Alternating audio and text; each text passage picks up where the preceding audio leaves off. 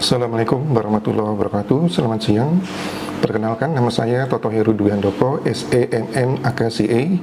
Status saya sebagai dosen tetap pada Yayasan Bakri Adnan Zain, dan home base saya pada program studi manajemen Fakultas Ekonomi Universitas Islam Majapahit.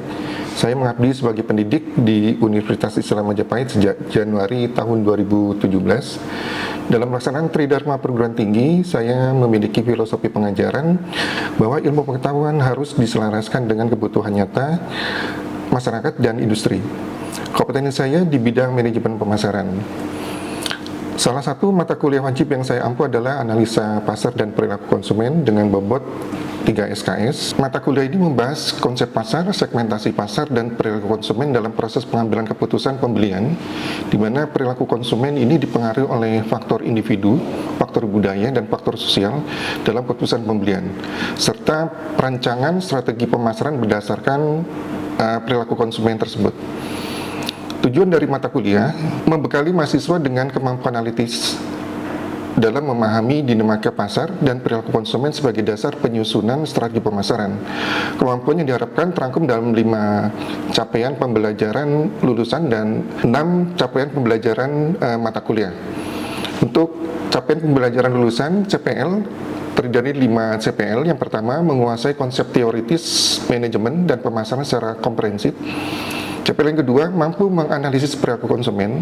CPL yang ketiga, mampu merancang segmentasi pasar dan strategi pemasaran. CPL yang keempat, mampu memetakan proses pengambilan keputusan pembelian. CPL yang kelima, menjunjung tinggi sikap profesional, etis, dan bertanggung jawab dalam pemasaran berbasis data. Untuk CMK atau capaian pembelajaran mata kuliah, CPMK yang pertama, mahasiswa mampu menjelaskan konsep pasar. CPMK yang kedua, mahasiswa mampu menganalisis perilaku konsumen dan faktor-faktor yang mempengaruhinya. CPMK yang ketiga, mahasiswa mampu mengidentifikasi segmentasi pasar secara tepat. CPMK yang keempat, mahasiswa mampu menganalisis proses pengambilan keputusan konsumen. CPMK yang kelima, mahasiswa mampu mengevaluasi alternatif keputusan pembelian. CPMK yang keenam, mahasiswa mampu merancang strategi pemasaran berdasarkan analisa pasar dan perilaku konsumen. Untuk model pembelajaran didasarkan pada student centered learning yang terdiri dari case based learning, problem based learning, diskusi kelompok, presentasi, analisis studi kasus, blended learning, ceramah interaktif, dan diskusi. Untuk bahan kajian materi pembelajaran terdiri dari 10 bahan kajian materi pembelajaran. Yang pertama, mengenai pasar.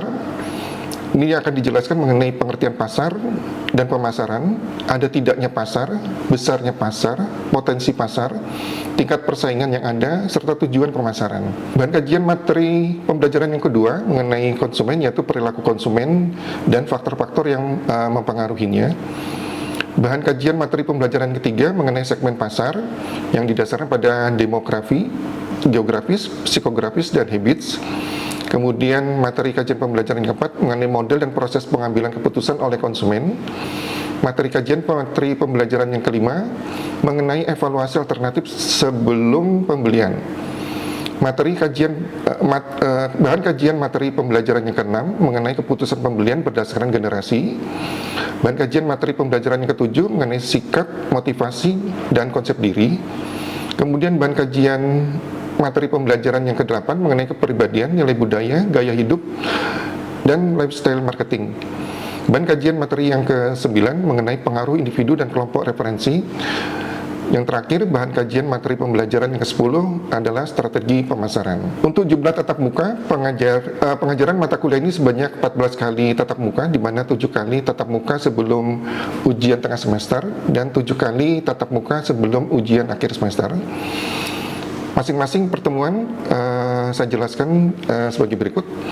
Untuk pertemuan yang pertama, materi ajar berupa atau materinya adalah konsep pasar, terdiri dari pengertian pasar, potensi pasar, tujuan pasar, pemasaran. Pertemuan yang kedua, materi ajarnya perilaku konsumen dan faktor-faktor yang mempengaruhinya. Pertemuan yang ketiga, materi ajar mengenai segmentasi, yaitu pengertian segmentasi, targeting, product position. Kemudian pertemuan yang keempat, materi ajar, masih mengenai segmentasi. Ini yang dibagi terdiri dari faktor-faktor demografi, geografis, psikografis, dan habits. Kemudian pertemuan yang kelima, materi ajarnya adalah model pengambilan keputusan. Jadi akan diajarkan beberapa model pengambilan keputusan konsumen, antara lain seperti model black box, model hard sheet, dan sebagainya.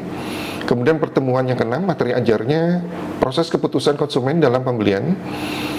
Pada pertemuan yang ketujuh, materi ajarnya evaluasi alternatif. Jadi ini salah satu proses pengambilan keputusan konsumen.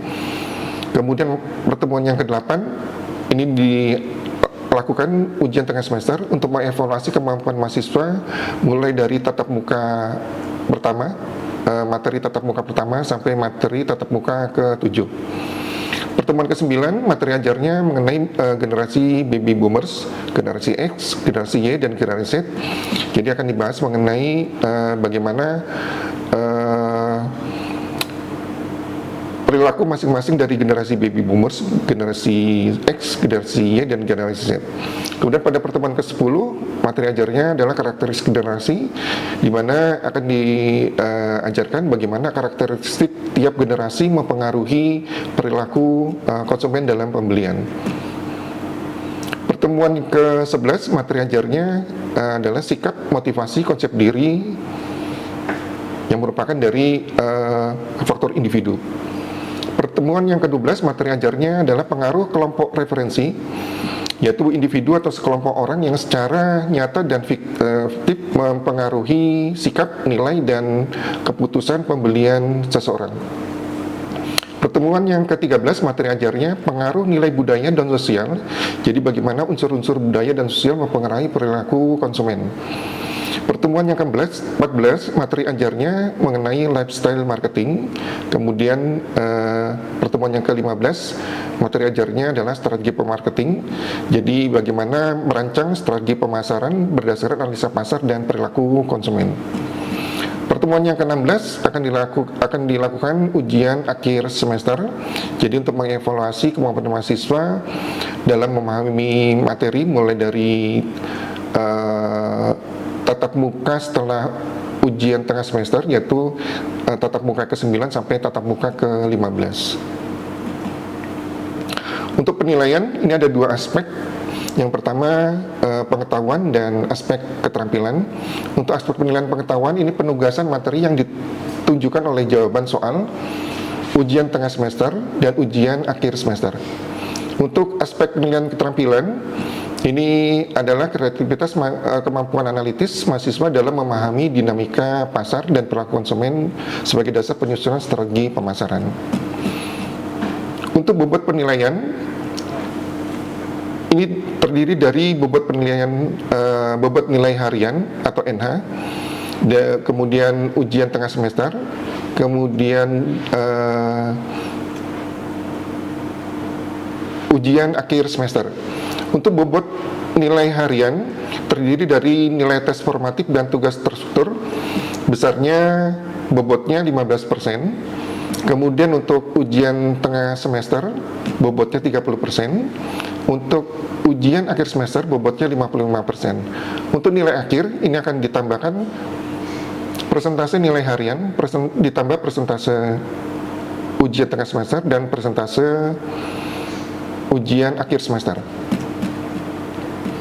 Penyusunan materi perkuliahan telah menggunakan keilmuan yang terbaru yang diambil dari referensi 5 tahun terakhir dan mengintegrasikan hasil penelitian dan pengabdian saya.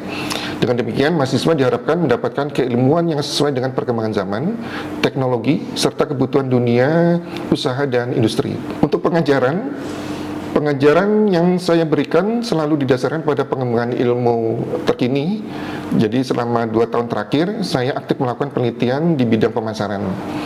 Beberapa publikasi ilmiah yang telah saya hasilkan antara lain Jurnal Nasional Terakreditasi. Yang pertama, Jurnal Nasional Terakreditasi Sinta 4 dengan judul Omnichannel Strategies in Retail Marketing, Prima Base Systematic Literature Review and Bibliometric Analysis tahun 2026. Penelitian dan karya ilmiah. Pengajaran yang saya berikan selalu didasarkan pada pengembangan ilmu yang terkini. Selama 2 tahun terakhir, saya aktif melakukan penelitian di bidang manajemen pemasaran. Beberapa publikasi ilmiah yang telah saya hasilkan sebagai berikut. Yang pertama, jurnal nasional terakreditasi Sinta 4 dengan judul Omnichannel Strategies in Retail Marketing, Prima Based Systematic Literature Review Bibliometric Analysis pada tahun 2026. Kemudian yang kedua, Jurnal Nasional Terakreditasi Sinta 4 dengan judul Local Wisdom Based Digital Marketing Strategy in Brambang Goreng Slawe tahun 2025.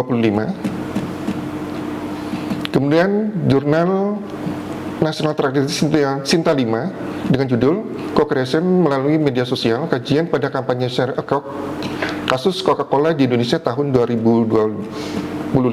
Kemudian yang keempat, Jurnal Nasional Terakreditasi Sinta 5 dengan judul Pengaruh Green Motif terhadap Green Product Innovation Performance pada IKM Batik Ramah Lingkungan di Jawa Timur tahun 2024. Pengabdian kepada masyarakat.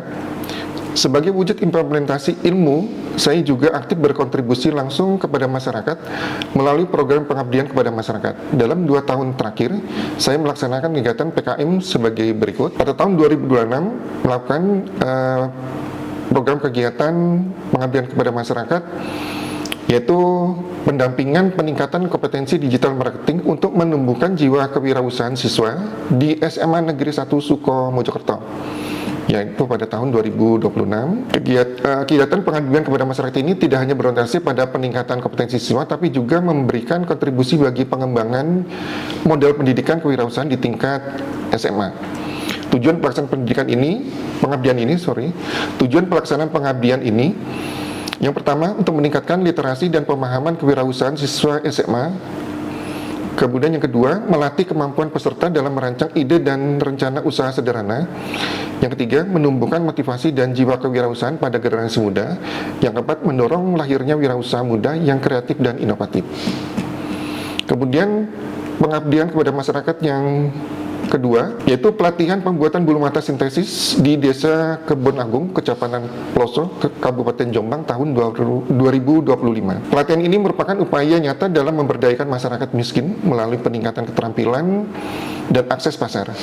Dalam kegiatan ini, peserta diajarkan keterampilan teknis, produksi, serta strategi dasar pemasaran.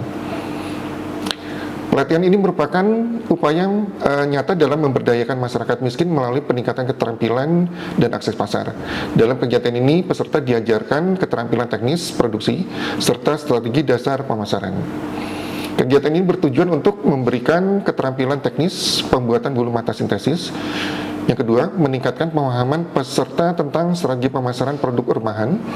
Yang ketiga, mendorong pembentukan unit usaha kecil di tingkat desa.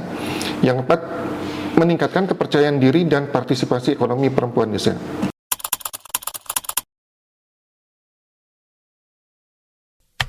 Oke, Assalamualaikum warahmatullahi wabarakatuh. Hadirin mahasiswa.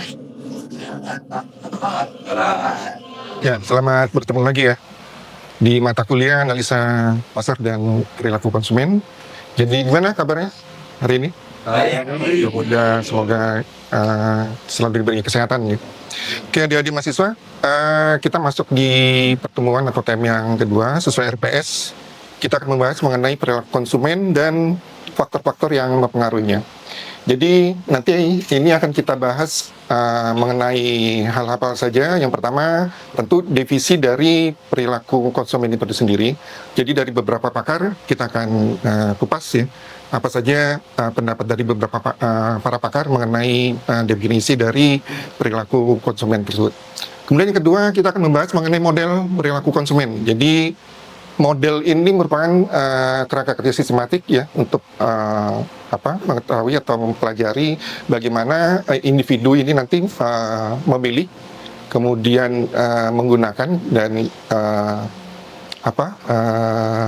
atau mengabaikan dari produk dan jasa atau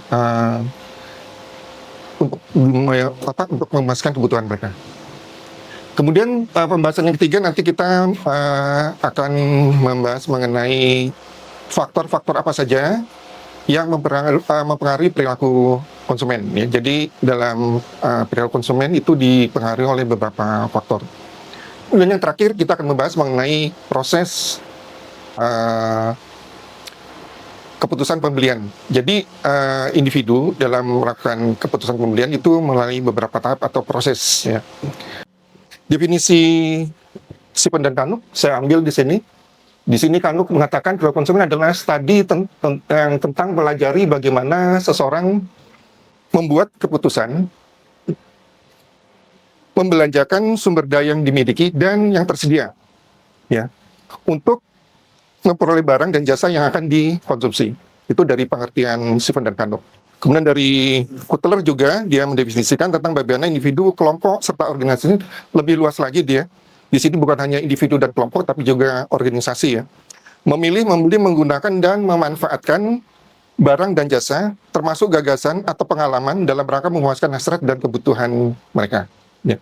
Itu beberapa definisi dari pakar mengenai perilaku konsumen. Kemudian kita masuk ke sebetulnya apa yang dibahas dalam perilaku konsumen atau fokus dari pembahasan perilaku konsumen.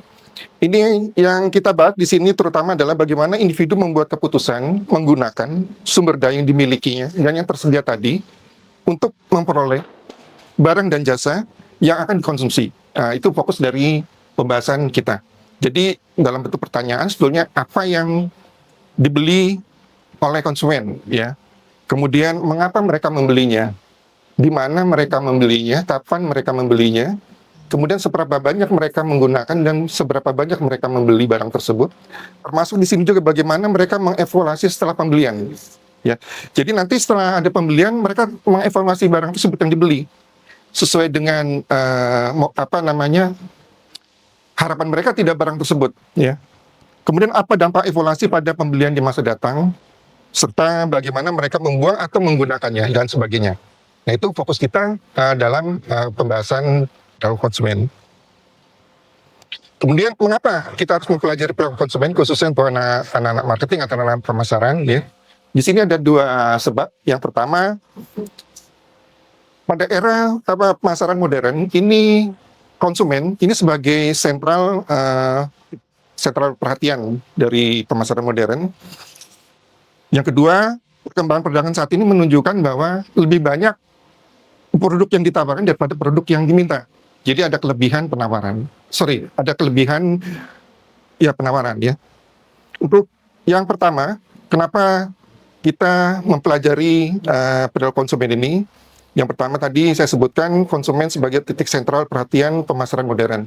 Jadi dalam pemasaran modern, kita harus memperhatikan kebutuhan dan keinginan konsumen. Beda dengan era-era yang terdahulu. Jadi pemasaran kalau zaman dulu sebelum era modern, itu mereka kan jual aja. Dan menjual aja tanpa memperhatikan spesifik kebutuhan konsumen. Jadi mereka jual dengan harapan banyak pembelinya. Ternyata tidak seperti itu. Ya. Jadi kita harus betul-betul memperhatikan kebutuhan konsumen. Jadi dengan memperhatikan kebutuhan konsumen ini, marketer akan bisa membuat kebijakan yang lebih lebih baik lagi. Ya, untuk konsumen.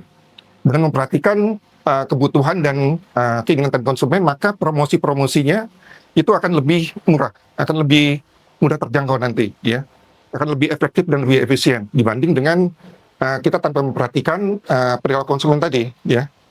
Yang kedua, perkembangan perdagangan saat ini menunjukkan bahwa lebih banyak barang yang ditawarkan daripada yang diminta, ya. Atau kelebihan penawaran dalam hal ini disebabkan oleh beberapa hal. Yang pertama, kualitas barang tersebut tidak layak. Yang kedua, barang tersebut yang tersedia tidak memenuhi kebutuhan konsumen. Yang tiga, di sini konsumen tidak mengetahui keberadaan barang tersebut. Jadi kalau kita lihat dari poin A dan B, ini berhubungan langsung dengan konsumen. Di sini kualitas barang tidak layak, artinya tidak layak untuk dikonsumsi oleh konsumen. Tidak sesuai harapan. Yang kedua, tidak memenuhi kebutuhan dan keinginan konsumen. Ya, jadi dalam membuat barang atau memproduksi menjual barang, ini kita harus memperhatikan kebutuhan dan keinginan konsumen. Jangan membuat barang yang hanya kita bisa buat, tapi yang benar-benar dibutuhkan oleh konsumen. Ya. Yang ketiga, di sini konsumen tidak mengetahui keberadaan barang tersebut. Ini masalah komunikasi ya, komunikasi antara produsen dengan konsumen. Ya, di sini mungkin ada kurang maksimal dalam mengkomunikasikannya. Nah, hal-hal ini yang menyebabkan kenapa perilaku konsumen perlu kita pelajari. Ya. Jadi dalam produk pesan itu ada yang sebagai pemerasan. Jadi siapa? Idenya dari siapa? Munculnya pembelian barang tersebut. Ya. Kemudian di sini ada kemudian kedua pembawa pengaruh pesan. Jadi orang-orang mengalami kata keahlian ya. Dia mempengaruhi konsumen tadi untuk lebih lebih kuat melakukan pembelian. Kemudian ketiga adalah pengambil keputusan atau desain. Nah di sini dia orang menentukan keputusan pembelian. Kemudian kelima, ini ada buyer, siapa yang membeli, siapa yang pembelian, dengan cara melakukan pembelian. Jadi berbeda ya. Kemudian yang terakhir adalah pemakaian atau user. Di sini orang yang mengkonsumsi dan memakai barang dan jasa yang dibeli tadi. Coba misalnya Anda skincare ya, TikTok saya ada pada TikTok saya. Nah misalnya saja Eva misalnya ingin dia lebih halus lagi misalnya. Dia tidak di TikTok, ya. Idenya dari Eva, ya. Eva akan mempengaruhi nanti dia bilang ke orang tua, lupa mendekatnya. Ya. Jadi dari TikTok Eva melihat ada produk skincare dia tertarik. Kemudian ada dari influencer juga dari TikTok yang menjelaskan bahwa produk ini seperti ini, kata namanya kemampuannya seperti ini, ya itu akan mempengaruhi apa yang membeli. Jadi dari informasi awal, kemudian influencer yang mempengaruhi apa? Ini tenaga ahli misalnya dari di TikTok juga dipanggil ya. Kemudian bilang orang tua ini tahu memberikan ini. Ya. Nah, nanti karena itu punya hasilan. Yang kelima, kalau ada ini adalah orang tuanya yang tahu, ibunya yang tahu, mamanya yang tahu. Ya. Makanya yang memesan, oke, dari harganya dan sebagainya sudah masuk, sudah ada informasi. Mamanya Eva menjadi membeli. Nah ini berarti yang memesan adalah mamanya Eva. Ya. Mamanya Eva membeli, kemudian dia membeli dengan cara misalnya menggunakan tes atau freeze dan sebagainya. Ya. Itu mamanya Eva mampu membeli. Karena Eva tidak ada akses seperti itu misalnya. Nah pemakainya siapa? Pemakainya ya Eva tadi, pemakai produk tersebut. Jadi di sini ada operasi inisiatornya adalah orang yang pertama kali memberikan ide atau usulan untuk membeli barang dan jasa kabin. Kemudian ada yang mempengaruhi influencernya. Ya. Jadi dari itu tadi. Ya. Kemudian ada pengambil keputusan, orang yang menentukan keputusan pembelian. Karena ini orang yang melakukan pembelian secara ada, maka adalah pemakai yang bisa. Ini dalam proses penelitian ada 5 hal yang kita ada 5 peran yang pada pikir. Yang mungkin kalian tidak sadar ya. Yofi dalam mobil motor misalnya. Mungkin dipengaruhi ada 5 hal ini yang terlibatkan. Mungkin Yofi kan dari informasi ada TikTok juga ada mobil yang bagus, dia bilang orang tuanya. Ya. Kemudian ada dan TikTok juga dealer yang mempromosikannya kelebihan dari motornya, ya artinya orang tuanya ini, ya kemudian dilakukan pembayaran oleh orang tuanya, motor yang dipakai oleh sendiri kan gitu. Itu dari pembahasan kita dalam perilaku konsumen.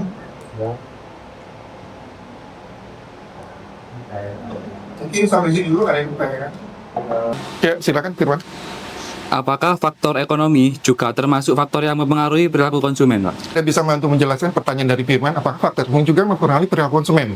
Mempengaruhi perilaku adalah keputusan pembelian. Kira-kira bagaimana?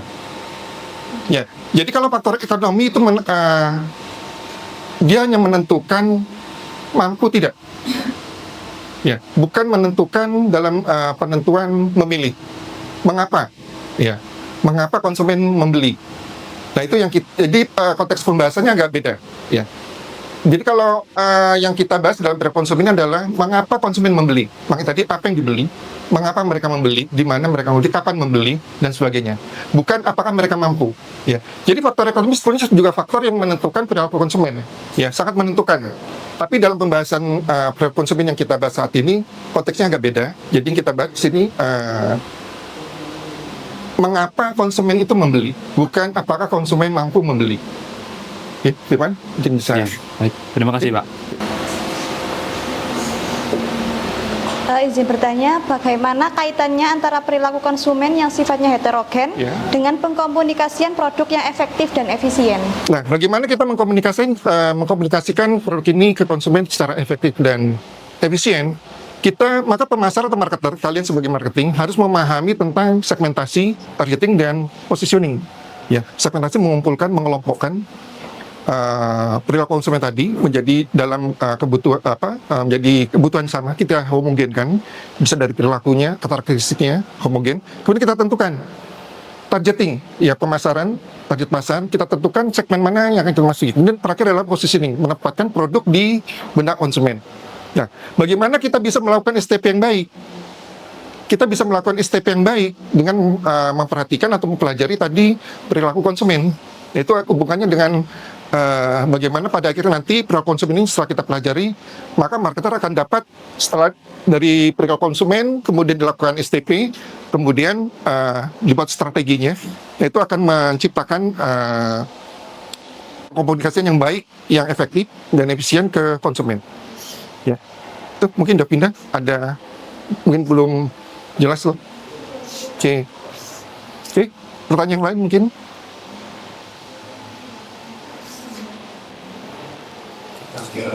Oke, adik-adik, kalau tidak ada pertanyaan, untuk materi berikutnya secara lebih rinci untuk faktor yang menentukan perilaku konsumen akan kita bahas di pertemuan berikutnya.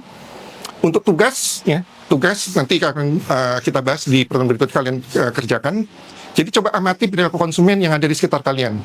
Bisa kalian coba ke ke pasar dan sebagainya. Jadi faktor konsumen yang bisa diamati dan ada yang tidak bisa diamati. Ya, yang bisa diamati misalnya apa mereka beli, mengapa mereka membeli, seberapa banyak mereka membeli, itu bisa diamati. Tapi kalau faktor psikologis nggak bisa, susah kita amati. Ya, contohnya tadi misalnya untuk faktor psikologis, motivasinya apa, susah kita amati. Ya, coba yang bisa kalian amati saja, tugas minggu depan kita kumpulkan, kita bahas. Ya, tugas untuk kelompok ya. Satu kelompok bisa 3 orang. Oke. Jadi kalau tidak ada pertanyaan, saya kira dulu kita bertemu lagi di pertemuan ketiga berikutnya. Wassalamualaikum warahmatullahi wabarakatuh. Demikian pernyataan diri ini saya sampaikan. Pelaksanaan Tridharma Perguruan Tinggi yang seimbang antara pengajaran, penelitian, dan pengabdian kepada masyarakat ini merupakan komitmen saya untuk terus mencetak lulusan yang kompeten, berkarakter, dan bermanfaat bagi nusa dan bangsa. Wassalamualaikum warahmatullahi wabarakatuh. Terima kasih.